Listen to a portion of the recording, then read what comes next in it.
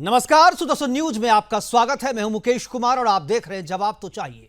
जवाब तो चाहिए में आज हम बात करेंगे आक्रांताओं को महिमा मंडित करने वालों की, खलनायकों को नायक बताने वालों की, औरंगजेब और गजनी को अपना माए बाप बताने वालों की, और ऐसे आक्रांताओं और खलनायकों को महिमा मंडित करने के लिए हर वर्ष लगाए जाने वाले उस उर्स की, उस मेले की, जिस पर योगी सरकार ने इस वर्ष से रोक लगा दी है।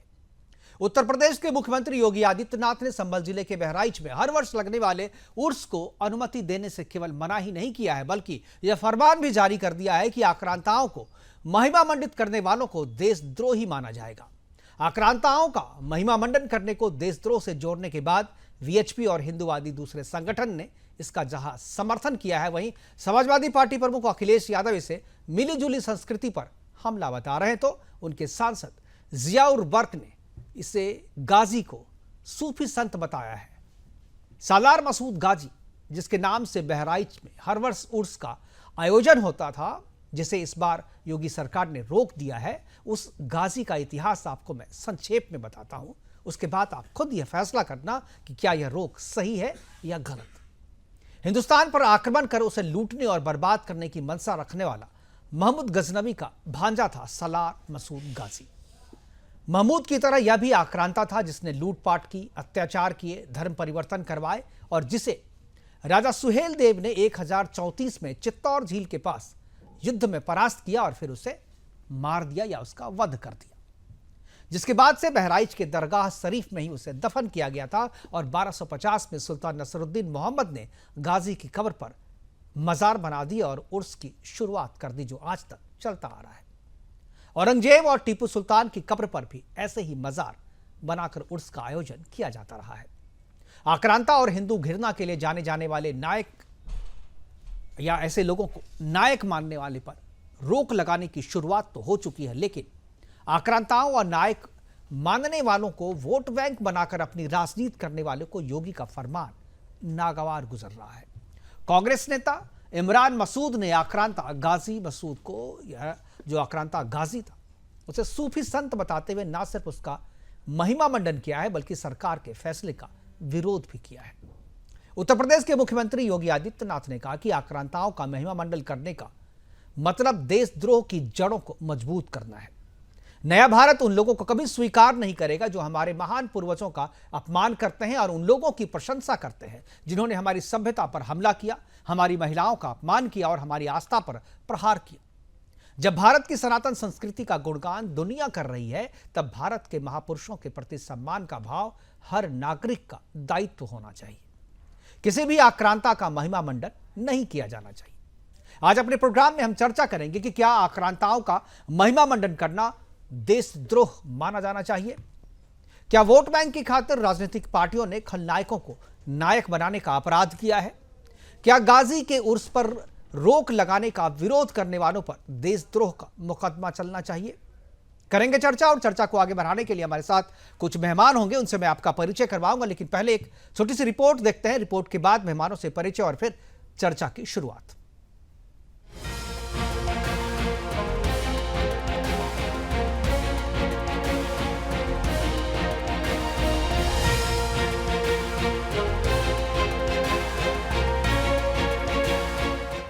इतिहास में हिंदू भूमि पर लूट का तांडव करने वाले इस्लामी आक्रांताओं के साथ साथ अतीत में कन्वर्जन का जिहादी खेल खेलने वाले गाजियों ने भी हिंदुस्तान को भारी नुकसान पहुंचाया। लेकिन आज ये बड़े अफसोस की बात है कि जिन लोगों ने इतिहास में जिहादी गाजियों की तलवार के डर से पठानी सलवार पहन लिया था, वो आज उन्हीं गाजियों की जीत का जश्न मनाने के लिए अपने ही देश के सिस्टम के खिलाफ आ खड़े हुए।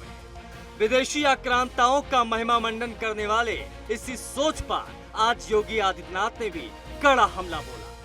स्वतंत्र भारत ऐसे किसी देशद्रोही को स्वीकार नहीं कर सकता है जो भारत के महापुरुषों को अपमानित करता हो, उन आक्रांताओं का महिमा मंडन करता हो, जिन आक्रांताओं ने भारत की सनातन संस्कृति को रौंदने का कार्य किया था। वास्तव में योगी आदित्यनाथ ने उस मजहबी सोच पर हमला बोला है जो आज देश के कोने कोने में मजहब के नाम पर विदेशी आक्रांताओं का खुला समर्थन कर रहे हैं।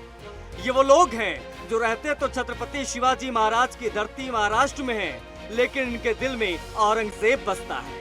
और औरंगजेब वो औरंगजेब जिसने ना जाने कितने मंदिरों को तोड़ा, असंख्य हिंदुओं को इस्लाम में कन्वर्ट कराया और छत्रपति संभाजी महाराज को कठोर यातनाएं दी। जिस सच पर पर्दा डालकर आज औरंगजेब को बाप मानने वाले जिहादी भीड़ कभी सरेआम औरंगजेब के समर्थन में नारे लगाती हैं, जो कभी उसी औरंगजेब के कब्र के लिए पूरे नागपुर पर जिहादी तांडव करते हैं। वही मजहबी सोच आज संभल में वो जिहादी मसूद गाजी के नाम पर मेले के आयोजन की मांग कर रही है, जिसने महमूद गजनवी के आदेश पर सोमनाथ मंदिर को लूटा था। सालार मसूद क्रूर आक्रांता था, जिसे बड़े पैमाने पर हिंदुओं का नरसंहार किया और मंदिरों को ध्वस्त भी किया। इसी वजह से उसे गाजी यानी इस्लाम के लिए काफिर से लड़ने वाले की उपाधि मिली। सालार मसूद गाजी ने भारत में आक्रमण करने के दौरान जहां जहां डेरा डाला था, वहां वहां आज मुसलमानों द्वारा उर्स यानी उसकी पुण्यतिथि मनाई जाती है। इनमें मेरठ का नौचंदी मेला, पूरनपुर अमरोहा का नेजा मेला, थमला और संभल के मेले प्रमुख हैं। संभल में क्रूर सालार मसूद के उर्स के लिए मुसलमान नेजा मेला लगाने की तैयारी में थे। 25, 26 और 27 मार्च को मेला कमेटी ने मेला लगाने का ऐलान भी किया था। यही नहीं, संभल में 18 मार्च को मेले का झंडा गाड़ने की भी योजना बनाई गई, जिस पर संभल जिला प्रशासन ने ये साफ कहते हुए आयोजन पर रोक लगा दिया कि लुटेरों के नाम पर आज से संभल में किसी भी मेले का आयोजन नहीं किया जाएगा। लूटा तो लुटेरे की याद में बिल्कुल नेजा नहीं गड़ेगा, याद रखिएगा। अगर गड़ा तो राजद्रोही हैं आप। अगर इस देश के हैं, आप ही कह रहे सोमनाथ को लूटा था, लुटेरे की याद में कैसे आप बना सकते हैं? ये बड़े अफसोस की बात है कि जिन विदेशी आक्रांताओं ने अतीत में भारत भूमि पर जिहाद का घिनौना खेल खेला, आज कुछ लोग उन्हीं आक्रांताओं के नाम पर कभी नागपुर में आग लगा देते हैं तो कभी संभल में उर्स मेला आयोजित करने की मांग करते हैं, वो भी सिर्फ इसलिए क्योंकि इनका मजहब एक है। अगर ऐसे ही चलता रहा तो ये जिहादी भीड़ एक दिन मजहब के नाम पर Osama bin Laden, Hafiz Saeed, Masood Azhar और दाऊद इब्राहिम जैसे खूंखार आतंकवादियों के महिमा मंडन से भी संकोच नहीं करेगी। Bureau report, Sudarshan news.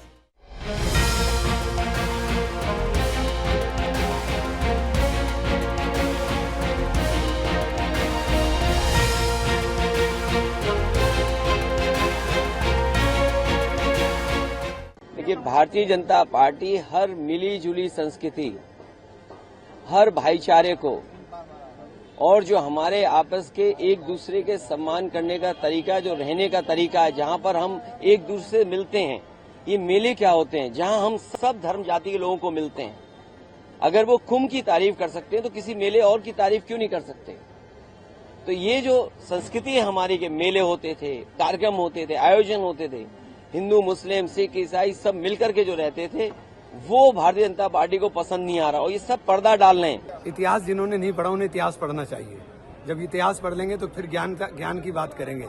अभी बिना पढ़े हुए ज्ञान फैल रहे हैं। इस देश के अंदर चल रही है अंधी दौड़ में सब दौड़ रहे हैं, पता कुछ नहीं है, दौड़े जा रहे हैं, दौड़ते रहिए। तो क्या आप सूफी संत मानते हैं गाजी को? क्या चीज? गाजी सालार को सूफी संत? मेरे मानने से क्या होता है, लाखों लोग, हजारों लोग मानते हैं, करोड़ों लोग।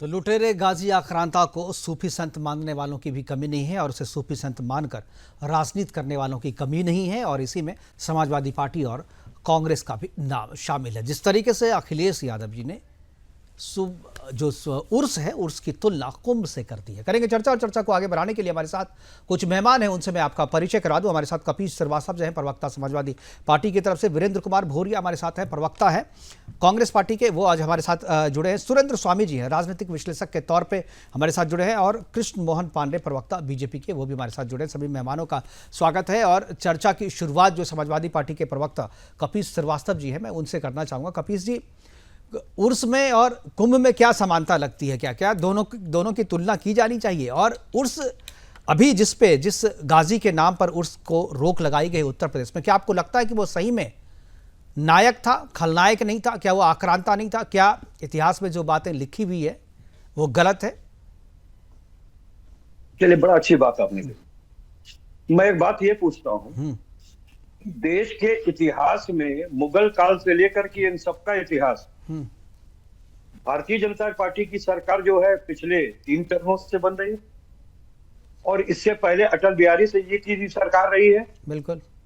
तो आप मुझे बताइए कि क्यों नहीं इतिहास से मिटा देते, और इनके बनवाए हुए तमाम वास्तुकला के नमूने जो हमें याद दिलाते हैं कि आक्रांताओं ने बनाए आपके देश में, जिनके वजह से भारत को विश्व में जाना जाता। ताजमहल विश्व का 7वां आश्चर्य। अरे जमींदोज करो ऐसी बिल्डिंग्स को। बिल्कुल बात मुगलिया काल की याद दिला रही हो ना, बात नहीं। ये सरकार क्यों नहीं एक बिल लेकर के ऐसा आती है कि ये इकट्ठा कर देती कि किस किस मस्जिद में मंदिर खोजना है, एक बिल पास कर दो, खोज लिया जाएगा।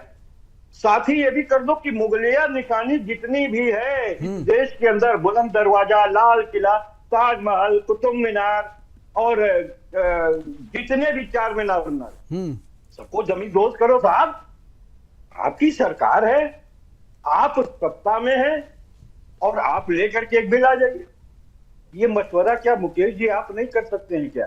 नहीं, मशवरा अच्छा है। मैं तो मशवरा अच्छा है, मैं स्वागत करता हूं आपके इस मशवरे का। मुझे लगता है कि भाजपा को पालन करना चाहिए, बिल्कुल सही मशवरा है। लेकिन जब तक ये जमींदोज नहीं हो जाता, नहीं हो जाता, तब तक क्या उसका महिमा मंडल करना छोड़ना नहीं चाहिए? मैं बार बार आपको ये बात कह रहा हूं कि कोई रीति रिवाज एक दिन का नहीं बनता है। रीति रिवाज को परंपराएं, ये आपने भी समाजशास्त्र में पढ़ा होगा कि कैसे बनती है और कैसे चली आ रही है। लेकिन मुझे आप एक बात बता दीजिए, अभी आपने एक तुलना की कि कसाब का एक मजार बन जाए और एक मजार जो है वो ओसामा बिन लादेन का बन जाए। आप मुझे बताओ वो परंपरा है क्या? वो रीति रिवाज तो है क्या? गाजी को बनाना, औरंगजेब का बनाना, ये तो वही परंपरा है ना। गाजी और औरंगजेब को उससे आप अलग कैसे करते हैं? लादेन को इसीलिए अमेरिका ने मार करके समुद्र में फेंक दिया, कहीं मजार बनने लायक ही नहीं छोड़ा। वहां पे भी बन जाएगा मजार, तो वहां भी जब पुल बन सकता है समुद्र में, तो मजार क्यों नहीं बन जाएगा? ये बहुत छोटी बात। बिल्कुल, आप बिल्कुल सही कह रहे हैं, अपनी पार्टी के अनुरूप कह रहे हैं, आप पार्टी की विचारधारा के अनुरूप कह रहे हैं। नहीं, हम अपनी पार्टी के अनुरूप नहीं कह रहे हैं। नहीं, आप जाइए समुद्र में बना दीजिए ना मजार, वही तो कह रहे हैं आप वही कह रहे हैं कि समुद्र में मजार बनेगा। बनवाना है मुकेश भाई को बनवावे। हम एक बात ये कह रहे हैं कि भारत के इतिहास को आप किस भागों में देखते हैं, या इतिहास कैसे लिखा देंगे? प्राग ऐतिहासिक काल और ऐतिहासिक काल। भारत के इतिहास को कितने भागों में विभाजित किया? 4 भागों में विभाजित किया। इतिहास को विभाजित करने में प्रॉब्लम नहीं है। जब आप मुझसे बात कर रहे हैं तो आप सुने, आक्रांता किसे कहते हैं? आक्रांता किसे कहते हैं? जिसने आप पे हमला किया, जिसने आपको लूटा। इंडिया मूल में जो मूलतः इंडियन थे वो कौन है? द्रविडियंस है। बाकी तो सब आक्रांता ही रहे हैं।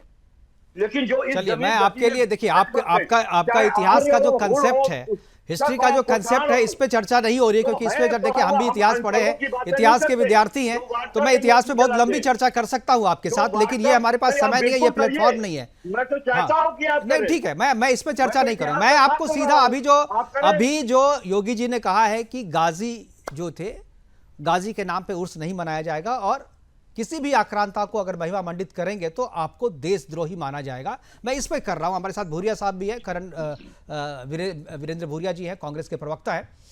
भूरिया जी, क्या आपको लगता है कि जिस तरीके से महिमा मंडन किया जाता है हमारे इतिहास में, अब तक समाजवादी पार्टी करती रही है, कांग्रेस भी करती रही है, औरंगजेब के नाम पे, बाबर के नाम पे जो सड़कें बना दी गई है, और अभी ये उर्स वाला मसला, क्या आपको लगता है कि ये फैसला योगी सरकार का सही है? आक्रांताओं का महिमा मंडल नहीं होना चाहिए? देखिए, हम इस बात के लिए आप बिल्कुल ठीक कह रहे हैं, लेकिन इस चीज को अगर 1000 साल पहले अगर कोई कार्य हुआ है, अगर आज की जो माहौल है उसमें अगर सारे लोग जो है दोनों धर्मों के, सभी धर्मों के लोग मिलके अगर रह रहे हैं, तो कांग्रेस ने कभी नहीं चाहा कि जो भाईचारा है वो खराब हो।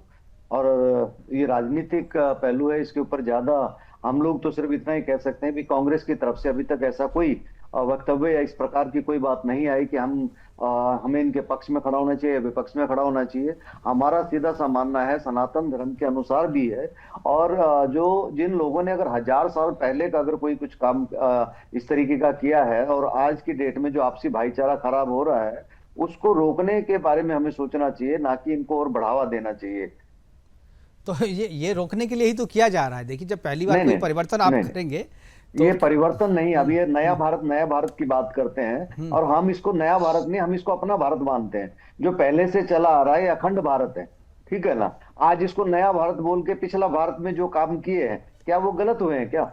आप मुझे इतना बताइए, क्या आप कांग्रेस की बात करते हैं कि कांग्रेस ने भी औरंगजेब के बारे में अच्छा बोला, या उसके किसी ने किसी के बारे में, जो वक्त बीत गया उसके बारे में नहीं, जो आज की सिनेरियो हो, आज का जो हिसाब है उसमें क्या बोलना है उसकी बात करें तो ज्यादा बढ़िया रहेगा। मुझे आपने ऐसा इतिहास लगता में अगर गलत कर दिया तो उसको वर्तमान में आप इसलिए ढोते रहेंगे क्योंकि भाई एक बार बोल दिया तो बोल दिया, बदलने का नहीं करना चाहिए। मुझे तो आपकी कांग्रेस की सोच पे मुझे थोड़ी नहीं, वही चीज कह रहे हैं आप वकालत भी करते हैं, आप वकील हैं, हम पता है कि आप अपनी जो बात कहेंगे आप उसको साबित भी कर देंगे अपने तर्कों से, लेकिन वो चीज़ है मैं ठीक है, मैं आऊँगा दोबारा, मैं आपके पास आऊँगा। सुरेंद्र स्वामी जी हमारे साथ हैं। सुरेंद्र स्वामी जी, क्या लगता है योगी सरकार का यह जो फैसला है कि गाजी के नाम पे उर्स नहीं मनाया जाएगा, आक्रांताओं का महिमा मंडन करने वाले को देशद्रोही कहा जाएगा, ये आपको लगता है कि सही फैसला है या लगता है गलत है, या कहते हैं कि सही फैसला है लेकिन देर से लिया गया फैसला है? नहीं, मैं तो ये कहूंगा कि ये फैसला जब देश आजाद हुआ और बंटवारा हुआ तभी लागू हो जाना चाहिए था, लेकिन इसको उठा के रखा गया, सर पे सबकी गठड़ी बांध के रख दी कि भाई ये भाईचारा है, ये गंगा जमनी तहजीब है, ये फलाना है ठिकाना है। और सभी प्रवक्ता वही बात कह रहे हैं कि भाई 1000 साल की बात मत करो, आज की बात करो। आज की बात यह है कि औरंगजेब बर्दाश्त नहीं है, तो खत्म मामला। आज की बात हो रही है ना, बिल्कुल। औरंगजेब, हम तो 1000 पीछे नहीं जा रहे ना, आज जा रहे हैं कि आज औरंगजेब को बर्दाश्त नहीं देश करेगा। जिसने भी हमारी संस्कृति को, हमारी विरासत को लूटा, वो हमें बर्दाश्त नहीं है, और इसलिए वो प्रथा नहीं चलेगी। अब जो पहले चल रही थी वो प्रथा आज नहीं चलेगी, इतनी सी बात है। कपीश भी यही कह रहे हैं कि सब कुछ ध्वस्त कर दो, प्रवक्ता कांग्रेस भी यही कह रहे हैं कि भाई 1000 साल पीछे मत जाओ, आज की बात करो। तो आज की बात यह है कि आज देश में यदि उन आक्रांताओं का आप महिमा मंडन करेंगे जिनकी आप औलाद भी नहीं है, बिल्कुल, आप तो कन्वर्टेड है, जो भी मुस्लिम इसमें बोल रहे हैं, तो जब वो कन्वर्टेड मुस्लिम हैं, जो उनकी औलाद भी नहीं है, उनके वंशज भी नहीं है, और जिन्होंने धर्म भी उनके डर से ही बदला, बिल्कुल, तो आज जो बात है वो ये है कि आज की बात ये है कि आज ये नहीं चलेगा। और इसीलिए मैं ये कह रहा हूं कि ये लेट है, और ये जितने भी मेले, ये सब एक तरकीब निकाली गई। आप समझिएगा कि ये एएसआई क्यों बना? किसी मंदिर का प्रोटेक्शन करता है क्या एएसआई?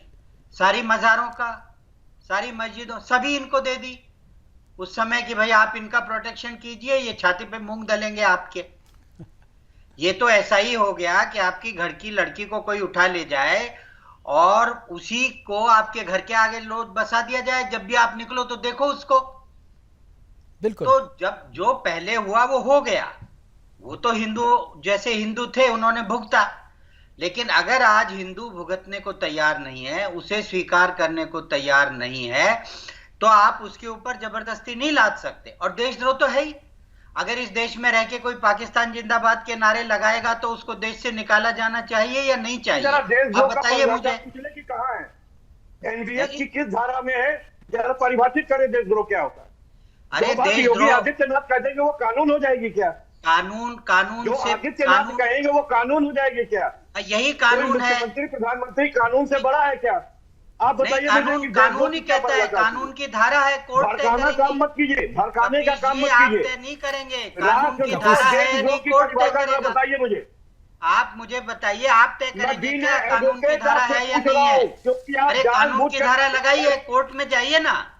अरे कोर्ट में आपके पास तो बहुत बड़े बड़े वकील हैं, लाखों करोड़ों रुपए वाले वकील हैं, उनको आपने राज्यसभा में बनाया इसलिए वो जाके कहेंगे कि ये धारा नहीं है तो कोर्ट तय करेगा, आप थोड़ी तय करेंगे। एक तरफ तो आप कहते हैं कि हम संविधान मानते हैं, कोर्ट तय करेगा, और आज आप यही तय करना चाह रहे हैं कि संविधान की धारा है या नहीं है। बारी बारी से कपिल जी बारी बारी से। देशद्रोह नहीं है ये, सिर्फ देशद्रोह नहीं है, ऐसे लोगों को इस देश का नागरिक रहने का कोई अधिकार नहीं है।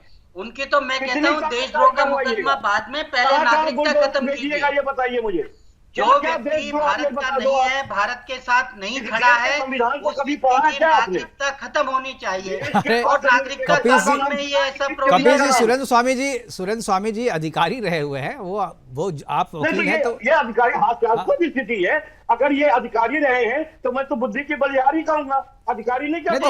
उन्होंने क्या गलत कहा? मैं तो पूछ रहा हूँ कि एलडीएफ की चलिए एक चीज आप बताइए कपिल जी, मैं आपकी बात मान लेता हूँ, जो देशद्रोह क्या जो योगी जी कह देंगे वो कानून नहीं है, ठीक है, कानून बनाने की एक प्रक्रिया है, उस प्रक्रिया के तहत कानून बनता है, लेकिन नहीं आप मुझे एक सवाल, मेरा एक सवाल का जो कानून है जी, मुकेश जी 1 मिनट इनको समझा दीजिए। नागरिकता का जो हमारा कानून है उसमें भारत सरकार ऐसे लोगों को जो देश के खिलाफ हैं, देश के खिलाफ काम करती हैं, उनकी नागरिकता खत्म कर सकती है। जब नागरिकता खत्म कर सकती है तो देशद्रोही तो हुआ। नागरिकता समाप्त कर देना कोई अपराध नहीं हुआ, लेकिन अपराध नहीं हुआ। अपराध कैसे नहीं हुआ? आप इंडियन सिटीजन नहीं रहना चाहते, आप नागरिकता को छोड़ दीजिए, आपको भी पता लग जाएगा, आप इंडिया में पर्सोना नॉन ग्रेटा हो जाएंगे, आपको खाली बात देखेंगे। कपिल जी बात करते हैं, आप कह रहे हैं कपिल जी कोई अपराध नहीं है। कपिल जी एक चीज बताइए, ठीक है, आप आपकी नागरिकता खत्म की जाएगी अपराध की वजह से, ऐसी थोड़ी की स्थिति में मैं बहस नहीं कर सकता। ठीक है, ऐसे लोग जो कि पैर के नीचे बुद्धि के पास है जी, भैया बुद्धि तो आप मुझे बताइए कि हास्यास्पद स्थिति नहीं है। नागरिकता का कानून आ गया, नागरिकता के कानून से बताओ ना किस सेक्शन के अंदर नागरिकता की परिभाषा दी गई है, कैसे माना जाएगा कि कौन नागरिक है इस देश का?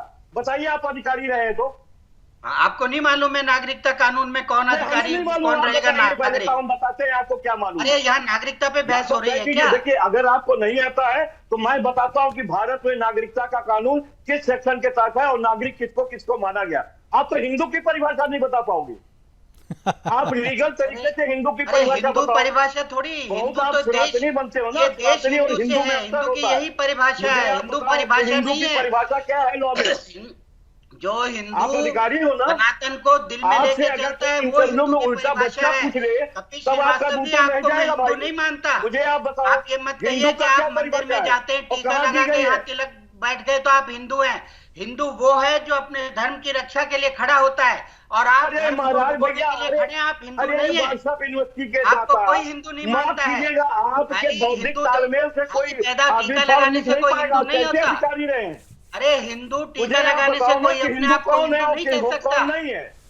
परिभाषा दिया गया लॉ के अंदर को नष्ट करने वालों के साथ, चलिए ठीक है सर, उसको अपने आप को हिंदू कहने का कोई हक नहीं है। आप मुझे बताइए कि हिंदू की परिभाषा आप लोग सर्वाइव कर रहे हैं और बात अरे ठीक है, मैं आप कपिल जी आपको हिंदुत्व की परिभाषा पता है, हिंदू की परिभाषा पता है, आप एक बार हमारे दर्शकों को बता दीजिए। ठीक है, आप जो है ना कौन बनेगा करोड़पति मत खेलिए, आप बताइए क्या परिभाषा है। नहीं, आप बताइए ना क्या परिभाषा है। हिंदू और हिंदू नहीं, आपको पता है ना, आप बताइए ना। अरे ठीक है, उनकी परिभाषा आपको समझ में नहीं आ रही है कपिल जी, आप बता दीजिए ना। अभी थोड़े दिनों से बिंदी लगा के आने लगे चंदन जी, पहले नहीं आते थे। नहीं, आपने अभी मैं मंदिर जाता हूँ, आपने जो सवाल किया आप उसका जवाब भी तो दे दीजिए। वो है जो दिल में हिंदू रखता है और हिंदू धर्म की रक्षा के लिए खड़ा हुआ है। चलिए ठीक है, हमारे साथ विदु रावल भी जुड़ गए, आप लोग उसी बात पे कर, हमारे साथ विदु रावल जी जुड़ गए हैं, हमारे साथ विदु रावल जी भी जुड़ गए हैं, बीजेपी के प्रवक्ता है। शर्म की अनुभूति कीजिए, ठीक है, कैसे आपको किसने बहुत गर्व की अनुभूति है आप जैसे लोगों की वजह आपने, लेकिन वो बात नहीं। ठीक है, मैं मेरे साथ विदु रावल जी जुड़ गए, एक बार मैं विदु रावल जी के पास जाऊंगा। विदु जी, अरे आप बता दीजिए ना कपिल, आज कम से कम स्वामी जी कपिल जी, एक मैं विदु रावल जी के पास। आज हमें क्या सुन पा रहे हैं आप मुझे? हाँ, मैं सुन रहा हूँ जी विदु जी। ठीक है विदु जी, अरे कपिल जी, एक बार हमारे बीजेपी के प्रवक्ता जुड़ गए विदु रावल जी, मैं उनके पास जा रहा हूँ। विदु जी, क्या जो आज जो फैसला लिया है, आज जो स्टेटमेंट दिया है इन्होंने, योगी जी ने, क्या आपको लगता है कि उर्स, किसी भी आक्रांता के नाम पे उर्स का आयोजन, मेले का आयोजन, उसे महिमा मंडित करना, क्या वो आपको लगता है कि नहीं ये देशद्रोह होना चाहिए, या जो कहा है उन्होंने, क्या आप सहमत है उनसे, या आपको लगता है कि नहीं गलत है ये? जी, देशद्रोह समझने से पहले हमें समझना पड़ेगा कि देश क्या होता है। What is a nation? A nation is a place of people which has a shared sense of history, यानी इतिहास का समान रूप से बोध रखने वाले लोगों का जो समूह है वो देश बनाता है। देश वो होता है जिसके सभी नागरिक जो हैं अपने नायक और अपने खलनायकों को अच्छे से पहचानते हैं। ऐसा नहीं हो सकता कि एक ही देश के अंदर एक व्यक्ति का नायक दूसरे व्यक्ति का खलनायक हो। इसी के नाते जो है आप मुझे सैयद अहमद कपिल जी मैं आ जाऊंगा आपके पास। कपिल जी आप बीच में मत बोलिए, मैं आऊंगा आपके पास, पूरा समय दूंगा आपको। कपिल जी मैं पूरा समय दूंगा, इनकी बात पूरी होने दीजिए, इनकी बात पूरी होने दीजिए कपिल जी। जी विदु जी देखिए, जो बुद्धिमान व्यक्ति होते हैं बात को पूरा सुनते हैं, उसके बाद उसका निष्कर्ष निकालते हैं। जो बुद्धिहीन होते हैं वो बीच में टोकते हैं। जी देखिए, जहां जिस देश के अंदर जिसको हम देश मानते हैं वो उस देश के सभी नागरिकों की एक शेयर्ड सेंस ऑफ हिस्ट्री होनी चाहिए। इसी के नाते ही सैयद अहमद खान ने 1878 में कहा था कि नहीं, यहाँ पर शेयर्ड सेंस ऑफ हिस्ट्री नहीं है, ये हिंदुस्तान एक देश नहीं है, ये दो देश रहते हैं इसमें, एक हिंदू एक मुसलमान। और उसकी बात को मानते हुए बहुत सारे लोगों ने पाकिस्तान बनवा लिया। अब मेरा मानना है कि जो बचा हुआ स्थान है हिंदुस्तान, वो एक देश है, उसके नायक एक हैं, उसके खलनायक एक हैं। आक्रणता जो आकर हमारे पूर्वजों के साथ जिन्होंने युद्ध किए, हमारे लोगों को जिन्होंने मारा, जिनको अत्याचार किए, जिनका शोषण किया, वो हमारे नायक नहीं हो सकते। कपिल जी जो उनको नायक मानता है वो भारतीय हो ही नहीं कपिल जी सकता। बीच में नहीं प्लीज। हाँ जी। जो हम पर अत्याचार करने वाले लोगों को अपना नायक मानता है, वो हमारा साथी हो ही नहीं सकता, वो इस देश का नागरिक नहीं हो सकता। तो इस नाते ये फिर अरे तुम किसको मानते हो? अरे तुम किसको मानते हो? कौन है ये कपिल जो लगातार बोली जा रही है? कपिल जी कपिल जी आप इनकी बात पूरी होने दीजिए, फिर मैं आपके पास आऊंगा। वीरेंद्र जी भी हमारे साथ हैं, उनके पास भी जाएंगे। आप लोग दोनों सारा समय ले रहे हैं, हमारे दूसरे मेहमान भी हमारे साथ। ठीक है, मैं आऊंगा। विदु जी अपनी बात खत्म करें। जी मुकेश जी, मैंने एक तो डेफिनेशन आपको ये बताई, मैंने एक अंतर बताया कि बुद्धिहीन और बुद्धिमान व्यक्ति कौन होता है। जो बीच में बोलता है वो बुद्धिहीन होता है। यहाँ पर गोडसे की विषय कहाँ आ गया? यहाँ विषय आ रहा है देश के नायकों का। फिर वही बैठ आप सर बीच में प्लीज कपिल जी, प्लीज कपिल श्रीवास्तव। अच्छा, ये डिबेट को डिरेल करना चाहता है। औरंग से गाजी तक उर्स पर गदर मचा हुआ है, लेकिन इस बीच में अपनी चर्चा पर वापस जाने से पहले एक बड़ी खबर हमारे पास पहुंची। उस बड़ी खबर पे आपको ले चलते हैं। ब्रेकिंग न्यूज हमारे पास आई है कि दिल्ली मंदिर मामले में सनातनियों की बड़ी जीत हुई है, और जिस मंदिर को कल से बुलडोज करने की तैयारी हो रही थी, दिल्ली के मंदिरों पर अब वो बुलडोजर नहीं चल पाएगा। डीडीए ने अपना आदेश जो है वो वापस ले लिया है। नहीं गिराए जाएंगे मयूर विहार फेज 2 के तीनों मंदिर। सुदर्शन न्यूज की अभियान का बड़ा असर। आपको बता दूं, कल देर रात से ही सुदर्शन की पूरी टीम जो है इस मंदिर को बचाने में लगी हुई थी, और लगातार 12 बजे रात से ही हमारी टीम वहां पर पहुंची हुई थी, और वहां पर लोगों के साथ मिलकर के हमने सबसे पहले मंदिरों पर जो बुलडोजर चलने वाला था उसे रोका। जो टीम आई थी बुलडोज करने के लिए मयूर विहार फेज 2 के तीनों मंदिरों को, उसे वापस जाने पर मजबूर किया, और अब डीडीए ने उस फैसले को वापस ले लिया है, जिस फैसले के तहत कल बुलडोज करने के लिए टीम पहुंची थी तीन मंदिरों को। तो ये सुदर्शन की मुहिम का बड़ा असर है। सनातनियों ने जो प्रयास किया था उनका भी बहुत बड़ा असर है, और मंदिर जो थे जिस पर बुलडोजर चलाने की कोशिश की जा रही थी, वो बुलडोजर चलाने का आदेश जो है डीडीए ने दबाव में वापस ले लिया है। और वापस चर्चा पर लौटते हैं। औरंग से गाजी तक उर्स पर जो गदर मचा हुआ, इस पर हम चर्चा कर रहे हैं। हमारे साथ चारों मेहमान हमारे साथ बने हुए हैं। ब्रेक पे जाने से पहले विदु रावल जी के पास थे, और अब हम चलेंगे सीधे वीरेंद्र भूरिया जी हमारे साथ कांग्रेस के जो प्रवक्ता है उनके पास। वीरेंद्र जी, अगर आपको मेरी आवाज मिल रही है तो मैं आपसे जानना चाहूंगा कि आप कह रहे हैं कि पुरानी बात है उसको उसी तरीके से रहने दें। क्यों आपको लगता है कि पुरानी बात है तो उसी तरीके से होते रहना चाहिए? आज की बात आप क्यों नहीं करते? कांग्रेस आज की बात में विश्वास क्यों नहीं करती? आज अगर लोगों को औरंगजेब से नफरत है, आज अगर गाजी के नाम पे, कल भी गाजी जो है वो एक अपराधी था, कल भी गाजी अपराधी था, आज भी गाजी अपराधी है, तो कल अगर कोई गलती हो गई तो आज उस गलती को सुधार क्यों नहीं लिया जाए? मुकेश जी बिल्कुल ठीक कह रहे हैं आप कि कल जो गलती हुई सो सुधारना चाहिए, लेकिन जैसे अभी आपने कहा कि आपने एक मुहिम चलाई जिसके तहत जो मंदिर थे उनको बचाया गया, आपकी मुहिम का असर हुआ और मंदिर बचा लिए गए। तो ये मंदिर और मस्जिद का लड़ाई नहीं है, ये देश को एकता में पिरोए रखने की लड़ाई है।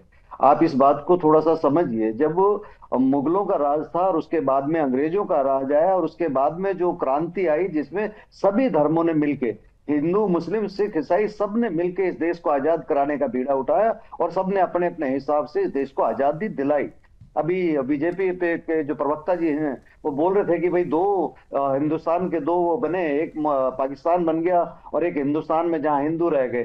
तो मैं भाई साहब को बताना चाहता हूं कि आप सिर्फ हिंदू नहीं रहे, यहाँ पे सभी धर्मों के लोग रहे और ये सर्वधर्म एकता वाला जो देश है वो हमारा भारत है, जिसका पूरे विश्व में डंका है इस बात के लिए कि यहाँ पे किसी प्रकार का भेदभाव किसी भी जाति धर्म के साथ नहीं किया जाता। तो मेरा कहने का सिर्फ इतना तात्पर्य था कि अगर कोई व्यक्ति अगर 1000 साल पुरानी बातों को लेके आज हम अपने देश में इस प्रकार का एक माहौल बना कर खड़ा कर रहे हैं, जिससे एक साथ में रहने वाला व्यक्ति अगर कोई मुस्लिम है या कोई अलग किसी धर्म से ताल्लुक रखता है तो वो एक दूसरे पे जो है डर की दृष्टि से ना देखे, वो एक दूसरे के साथ मिल के रहे। हमारा सिर्फ इतना ही कहना है। आप ये बताइए, जो आक्रांता है, जो विलेन है, जो खलनायक है, उसको नायक मानने की जो कीमत है वो केवल हम क्यों चुके हैं? अभी इसमें मुसलमानों का तो विरोध नहीं हो रहा है ना, आप लोग सब चीज को हिंदू मुसलमान से जोड़ देते हैं।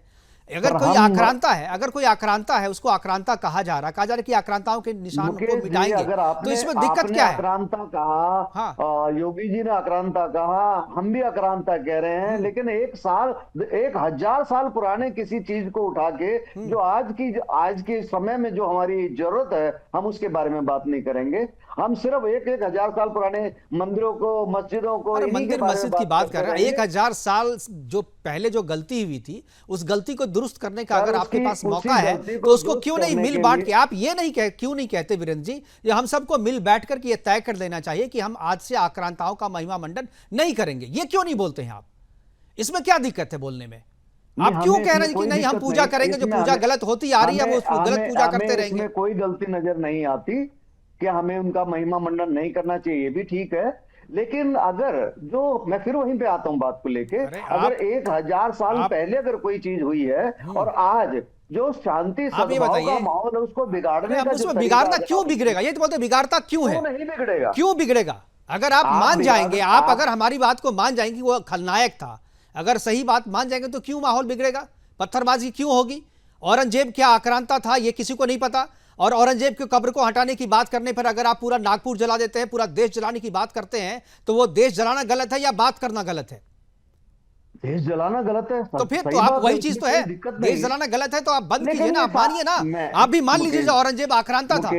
मुकेश जी, ये सिर्फ इलेक्शन के समय पे ही इलेक्शन कभी सर सालों भर इलेक्शन होते रहता है भारत में, सालों भर इलेक्शन होता है, इसका मतलब कभी कोई बात बोले ना, हमेशा चुप रहे। 11 साल से बीजेपी का राज है, इससे पहले भी 70 साल में मैं तो कह रहा हूँ कांग्रेस वालों ने इसको क्यों नहीं किया? कांग्रेस वाले ने कर दिया होता तो आज हम चर्चा नहीं कर रहे होते। कांग्रेस ने क्यों नहीं किया? क्यों नहीं किया गया?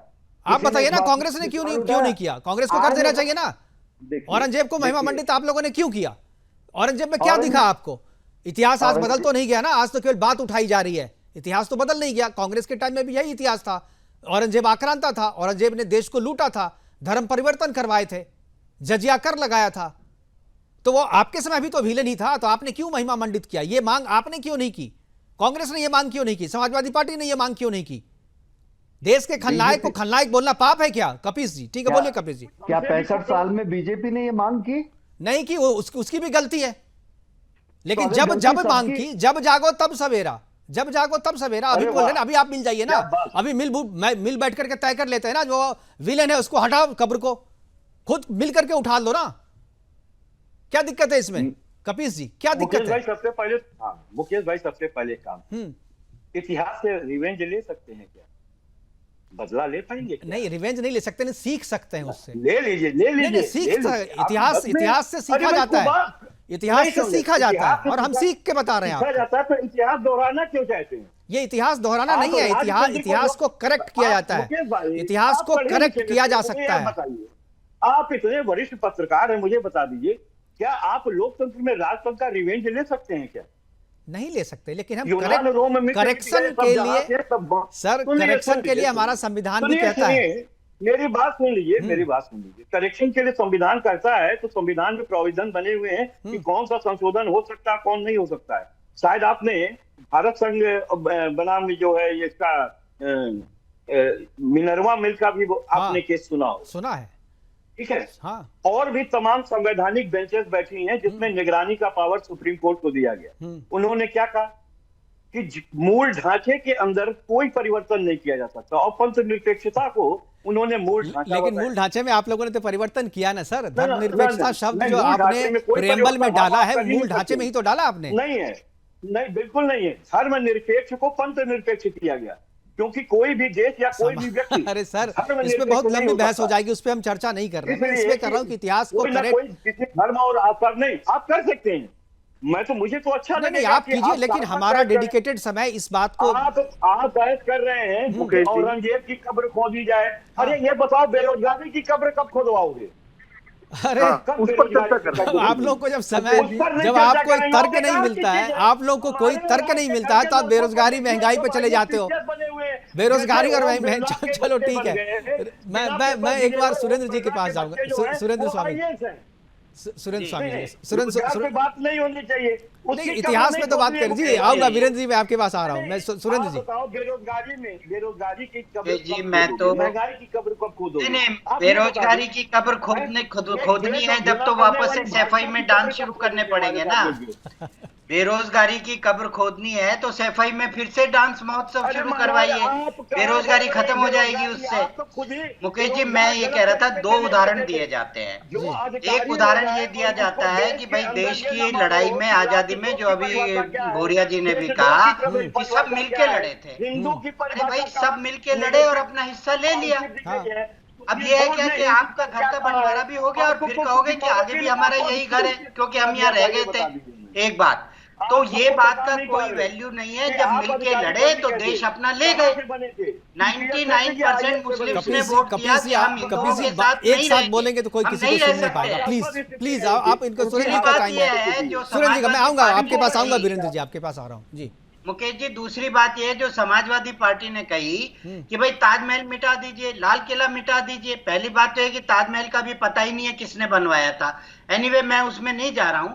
मेरा कहना यह है, ये हमारे पैसे से हमारे लोगों ने बनवाया। प्लीज जी, हमारे पैसे से हमारे लोगों ने बनवाया, वो हमारे एसेट हैं। पर इसका मतलब ये नहीं है कि मैं लाल किले पे जो है शाहजहां की मूर्ति रखवाऊंगा। किसने बनवाया था? जो बात हो रही है, किसी ने बनाया है। चलिए कपिल जी, मैं इस पर भी आपसे एक दिन मैं चर्चा रख लूंगा। कपिल श्रीवास्तव जी, मैं इस पे चर्चा रखूंगा, आपको बुलाऊंगा, इस पे चर्चा कर लेंगे। मैं वीरेंद्र भूरिया जी के पास जाऊंगा। प्लीज आप दोनों शांत हो जाए, प्लीज आप दोनों शांत हो जाए। वीरेंद्र भूरिया जी के पास जाऊंगा।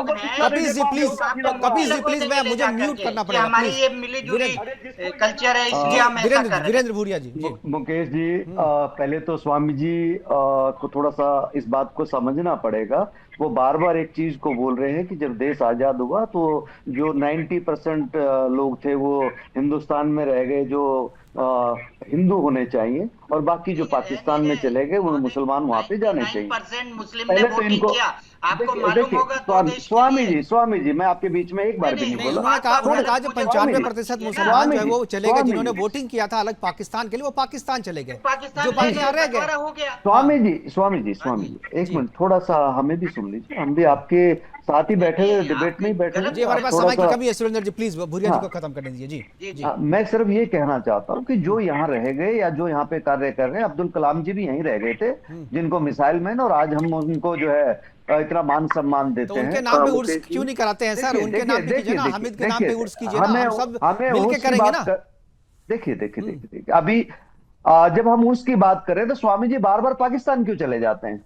स्वामी जी को भी थोड़ा सा बोलिए ना कि जिस बारे में बात कर रहे हैं उसी के बारे में जवाब देना। सर ये जो जवाब दे रहे हैं, देखिए, मैंने अभी भी बोला, मैं पहले भी बोल रहा हूँ, हम सनातन धर्म से हमारा भी उतना ही लगाव है जितना किसी और का है, और जितना पूजा पाठ हम करते हैं उतना ही ये लोग भी करते होंगे। लेकिन इसका मतलब ये नहीं है कि हम लोग सभी धर्मों का अनादर करें। ये अनादर नहीं है सर, ये धर्म नहीं है। आप जो है औरंगजेब को धर्म से मत जोड़िए।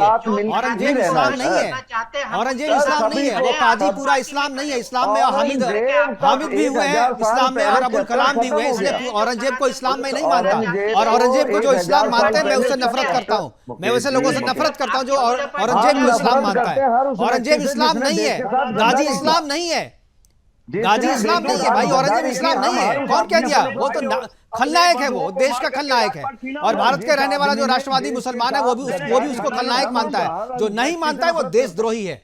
जो नहीं मानता औरंगजेब को खलनायक, वो देशद्रोही है। ठीक है, हमारे पास समय की कमी है। हमारे साथ हिस्सा लेने के लिए, इस चर्चा में हिस्सा लेने के लिए वीरेंद्र भूरिया जी आपका, प्रोफेसर विदु रावल जी आपका, सुरेंद्र स्वामी जी आपका और कपिल श्रीवास्तव जी आपका बहुत बहुत धन्यवाद। इस महत्वपूर्ण चर्चा में आपने हिस्सा लिया और हमारे दर्शकों के साथ अपने विचार साझा किए। लेकिन और गाजी तक उस पर जो गदर मचा हुआ है, ये गदर तब तक चलता रहेगा जब तक भारत में औरंगजेब को और गाजी जैसे लोगों को नायक मानने वाले लोग रहेंगे। इसलिए जो भी इनको नायक मानते हैं उस पर राष्ट्रद्रोह का मुकदमा चलना ही चाहिए, उन्हें राष्ट्रद्रोही मानना ही चाहिए। और यह भी बात है कि औरंगजेब पूरा इस्लाम नहीं है। औरंगजेब को इस्लाम मानने वाले लोगों को इस बात को समझना चाहिए कि नायक कौन है और खलनायक कौन है। फिलहाल अभी के लिए इतना ही, दीजिए इजाजत, नमस्कार।